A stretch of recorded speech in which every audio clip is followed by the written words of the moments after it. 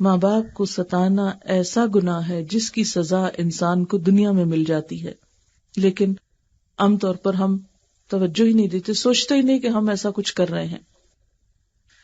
پھر اسی طرح یہ ہے کہ محبت سے پیش آنا، یعنی صرف عاجزی اور انکساری کافی نہیں، بلکہ محبت کا اظہار ضروری ہے۔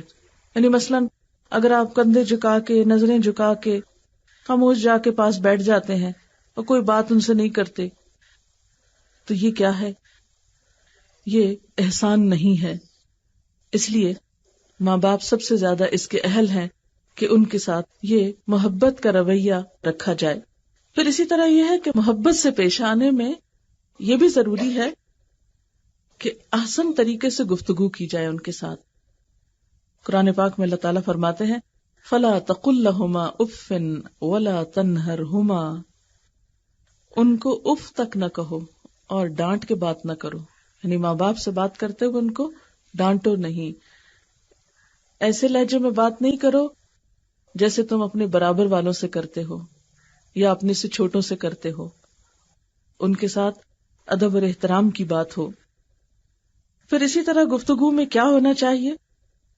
نرمی سے گفتگو ہونی چاہیے۔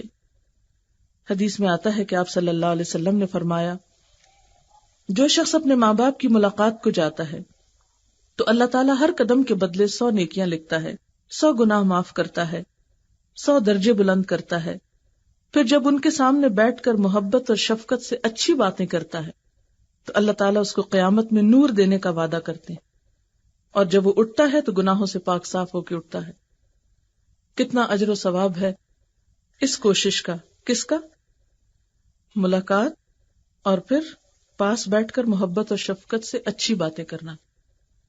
لیکن عام طور پر دیکھا گیا ہے کہ بچے ماں باپ کو بھولے رہتے ہیں، اپنی دنیا میں جب تک خوش ہوتے ہیں ان کو ماں باپ یاد نہیں آتے، لیکن جب گھروں میں کوئی پریشانی ہوتی ہے، کوئی دکھ ہوتا ہے، کوئی مسئلہ ہوتا ہے، پھر والدین کو جا کے پریشان کرتے ہیں اور پھر پریشان کرتے چلے جاتے ہیں، حتیٰ کہ ان کی زندگی میں کوئی سکھ اور سکون نہیں چھوڑتے۔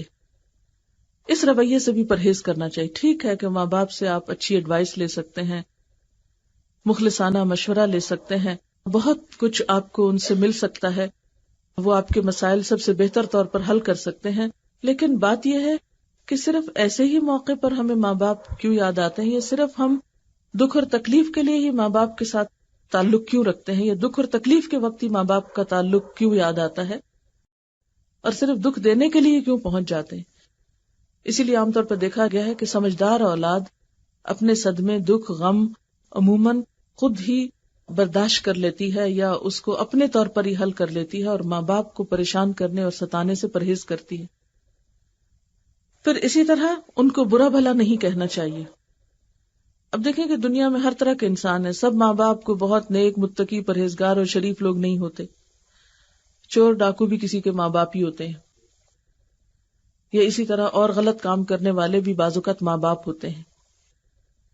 اب مثلاً عبداللہ بن ابی جو تھا وہ خود منافقوں کا سردار تھا، لیکن بیٹا اس کا سچا مخلص مومن تھا۔ اب اس کے لیے ایک بہت بڑی مشکل تھی کہ باپ جو ہے وہ ایک اچھا انسان نہیں، تو ایسے موقع پر انسان شش و پن میں پڑ جاتا ہے۔ مثلاً کسی کا باپ جس کا کیریکٹر اچھا نہیں، یا اس کی عادات اچھی نہیں، یا وہ بہت زیادتی کرتا ہے، بہت بد اخلاقی کرتا ہے، مثلاً اس کی ماں ہی کے ساتھ، یا کسی بھی طرح وہ ایک اچھا انسان نہیں، تو ایسے میں انسان حجت تلاش کر لیتا ہے ماں باپ کے ساتھ بدتمیزی کرنے کی۔ بہت سے بچوں کو دیکھا گیا ہے کہ وہ ماں باپ کے ساتھ بدتمیزی کرتے ہیں اور یہ کہتے ہیں کہ آپ اچھے انسان نہیں ہیں۔ کئی ایسے لوگوں کو دیکھا گیا جو نئے نئے دین کی طرف آتے ہیں، خود نماز پڑھنے لگتے ہیں، اگر ماں باپ نہیں پڑھتے تو بدتمیزی کے ساتھ ان سے معاملہ کرتے ہیں اور تنگ کرتے ہیں، پریشان کرتے ہیں، یا ان سے میل جول چھوڑ دیتے ہیں۔ تو ہمارا دین ہمیں یہ نہیں سکھاتا۔ آپ صلی اللہ علیہ وسلم نے تو حضرت اسماء کو، جبکہ ان کی والدہ مشرکہ تھی، ان کے ساتھ بھی حسن سلوک کا سبق دیا۔ اور پھر یہ کہ نہ صرف یہ کہ اپنے ماں باپ کو برا بھلا نہیں کہنا چاہیے، کسی دوسرے کے ماں باپ کو بھی نہیں کہنا چاہیے، کیونکہ ماں باپ تو سب کے محترم ہوتے ہیں۔ عبداللہ بن عمر فرماتے ہیں کہ نبی صلی اللہ علیہ وسلم نے ارشاد فرمایا، سب سے بڑا گناہ یہ ہے کہ انسان اپنے ماں باپ پر لعنت بھیجے۔ عرض کی گئی یہ کیسے ہو سکتا ہے؟ آپ نے فرمایا کہ ایک شخص کسی کے ماں باپ کو گالی دیتا ہے تو گویا اس نے خود اپنے ماں باپ کو دی. ہوتا کیا ہے، جب آپ کسی کو گالی دیں گے وہ پلٹ کے آپ کے ماں باپ کو دے گا. آپ نے اگر آغاز کیا ہے ایسے غلط کام کا تو گویا آپ اپنے ماں باپ کو خود ہی گالی دے رہے ہیں.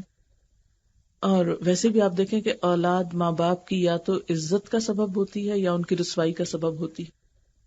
تو ہمارے اچھے کام جو ہیں وہ صرف ہمارے ہی فائدے کے نہیں ہوتے، ہمارے ماں باپ کے لیے بھی عزت کا سبب ہوتے ہیں، اور ہماری غلطیاں اور ہماری برائیاں ماں باپ کی بھی رسوائی کا سبب ہوتی ہیں. اس لیے جو شخص حقیقت میں یہ چاہتا ہو کہ اس کے ماں باپ کی عزت ہو تو اس کو غلط کاموں سے پرہیز کرنا چاہیے، رسوا کن باتوں سے بچنا چاہیے. پھر اسی طرح یہ کہ ادب، عزت، احترام کے ساتھ ساتھ ان کی بات بھی ماننی چاہیے. صرف یہ نہیں کہ آپ ان کو بڑے اچھے اچھے القابات سے یاد کریں اور ان کے سامنے ایسے دعوے کریں کہ آپ ہمیں بہت عزیز ہیں اور بہت ہم آپ کا ادب اور احترام کرتے ہیں، لیکن اگر وہ کوئی کام کرنے کو کہیں تو وہ کر کے نہ دیں اور ٹال مٹول کریں یا جھوٹے وعدے کریں. تو اس لیے کیا ضروری ہے؟ اطاعت اور فرما برداری. ابن عباس کا بیان ہے کہ نبی صلی اللہ علیہ وسلم نے فرمایا، جس آدمی نے اس حال میں صبح کی کہ وہ ان ہدایات اور احکام میں اللہ کا اطاعت گزار ہو جو اس نے ماں باپ کے حق میں نازل فرمائے ہیں، تو اس نے اس حال میں صبح کی کہ اس کے لیے جنت کے 2 دروازے کھلے ہوئے ہیں، اور اگر ماں باپ میں سے کوئی ایک ہو تو جنت کا 1 دروازہ کھلا ہے. اور جس شخص نے اس حال میں صبح کی کہ وہ ماں باپ کے بارے میں اللہ کے بھیجے ہوئے احکام اور ہدایت سے منہ موڑے ہوئے ہے تو اس نے اس حال میں صبح کی کہ اس کے لیے دوزخ کے 2 دروازے کھلے ہیں، اور اگر ماں باپ میں سے کوئی ایک ہے تو دوزخ کا 1 دروازہ کھلا ہے. اس پر ایک آدمی نے پوچھا، اے اللہ کے رسول صلی اللہ علیہ وسلم، اگر ماں باپ اس کے ساتھ زیادتی کر رہے ہوں تب بھی؟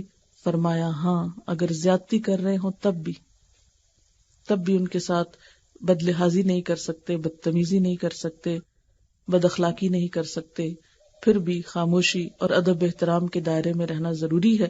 اور یاد کیجیے ان مثالوں کو جو میں نے بالکل شروع میں دی ہیں کہ اگر ستارے اپنی جگہ چھوڑ کر ٹوٹ کر زمین پہ گرنے لگیں تو کیا ہو.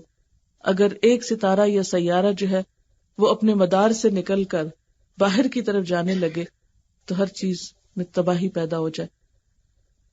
تو بالکل اسی طرح جب اولاد اپنی حدود سے آگے نکل کر زیادتی اور بدتمیزی شروع کرتی ہے تو اس سے ماں باپ کے حقوق تلف ہوتے ہیں اور اللہ تعالیٰ کی ناراضگی ہوتی ہے. نبی صلی اللہ علیہ وسلم نے فرمایا، باپ جنت کا درمیانی دروازہ ہے، باپ کی اطاعت کر کے چاہے تو اس دروازے کی حفاظت کر یا نافرمانی کر کے برباد کر دے. آپ صلی اللہ علیہ وسلم نے یہ بھی فرمایا، بروا آباءکم تبر ابناؤکم، اپنے ماں باپ کے ساتھ نیکی کرو، تمہاری اولاد بھی تمہارے ساتھ بھلائی کرے گی. حضرت جابر بن عبداللہ سے روایت ہے، نبی صلی اللہ علیہ وسلم نے فرمایا، والدین کی نافرمانی سے بچو، اس لیے کہ جنت کی خوشبو 1000 سال سے آتی ہے، مگر والدین کی نافرمانی کرنے والا اس کی خوشبو نہیں پائے گا. حضرت ابی بکرہ فرماتے ہیں کہ نبی صلی اللہ علیہ وسلم نے ارشاد فرمایا، کیا میں تمہیں بڑے بڑے گناہ بتاؤں؟ صحابہ نے عرض کیا کہ اے اللہ کے نبی صلی اللہ علیہ وسلم، ضرور ارشاد فرمائیے. آپ نے فرمایا، سب سے بڑا گناہ اللہ کے ساتھ کسی کو شریک ٹھہرانا ہے اور اپنے والدین کی نافرمانی کرنا ہے. اس وقت آپ تکیہ لگائے ہوئے تھے، تکیہ چھوڑ دیا، فرمانے لگے، اور جھوٹ بولنا، جھوٹی گواہی دینا، سن لو، جھوٹ بولنا، جھوٹی گواہی دینا برابر ہے. یہی فرماتے رہے، میں سمجھا کہ اب آپ خاموش نہ ہوں گے. یعنی اتنا زیادہ آپ نے جھوٹ کو ناپسند کیا. اور آپ جانتے ہیں کہ ماں باپ کی نافرمانی ان گناہوں میں سے ہے جس کی سزا دنیا میں ملتی ہے.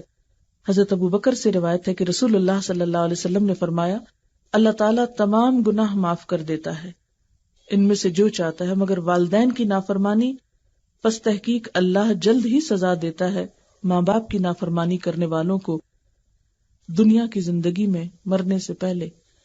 یعنی کچھ گناہ تو ایسے ہیں جو دنیا میں ان کا اثر نہیں ہوتا، آخرت میں جا کے انسان کی پکڑ ہوگی، لیکن ماں باپ کو ستانا ایسا گناہ ہے کہ جس کا اثر دنیا میں ہی انسان کو پتہ چلنے لگتا ہے.